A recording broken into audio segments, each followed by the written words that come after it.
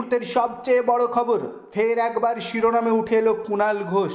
লোকসভা ভোটের আগে এবার বড়সড় ধাক্কা খেতে চলেছে শাসক দল, এমনটাই বলছে Kolkata 24x7 news portal. Kolkata 24x7 news portal সরাসরি এবার কুণাল ঘোষের তৃণমূলের থেকে বড় বড় পদ ছেড়ে আসার কথাটা প্রকাশ করলেন।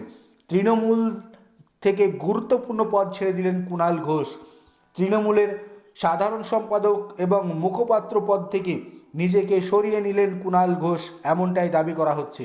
কারণ কুণাল ঘোষের এক্স হ্যান্ডেলের দিকে যদি নজর দেওয়া যায়, তাহলে সেখানে নিজের বায়ো থেকে রাজ্য সাধারণ সম্পাদক ও মুখপাত্র পদটি মুছে ফেলেছেন কুণাল ঘোষ। এখন কুণাল ঘোষের বায়োতে শুধু লেখা সাংবাদিক এবং সমাজকর্মী।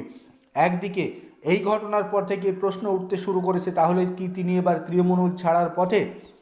বৃহস্পতিবার রাতে তৃণমূল কংগ্রেসের মুখপাত্র কুণাল ঘোষের এক্স হ্যান্ডেলে করা একটি পোস্ট ঘিরে শোরগোল পড়ে যায়। গতকাল তিনি লেখেন, নেতা অযোগ্য, গ্রুপবাজ, স্বার্থপর, সারা বছর স্যাঁচরামি করবে, আর ভোটের মুখে দিদি অভিষেক তৃণমূলের প্রতি কর্মীদের আবেগের উপর ভর করে বারবার জিতে যাবে, ব্যক্তিগত স্বার্থসিদ্ধি করবে, সেটা বারবার হতে পারে না। স্বভাবতই এই লেখাটা নাকি তিনি সুদীপ বন্দ্যোপাধ্যায়ের বিরুদ্ধে লিখেছেন, এমনটাই রাজনৈতিক মহলের ধারণা। তাই কি কুণাল ঘোষকে এবার সেন্সার করল দল? কুণাল ঘোষ বরাবরই ঠোঁট কাটা স্বভাবের। দলের অন্দরে হোক বা অন্য কোনো দল, কাউকেই কটাক্ষ করতে ছাড়েন না কুণাল। সাম্প্রতিক সময়ে তাকে বেশ কয়েকবার দলের বিরুদ্ধেও কথা বলতে শোনা গিয়েছে। অভিষেকের হয়ে ব্যাট ধরতে গিয়ে কার্যত দলের তাবড় সিনিয়র লিডারদের বিরুদ্ধে কথা বলতে দেখা গিয়েছে কুণাল ঘোষকে।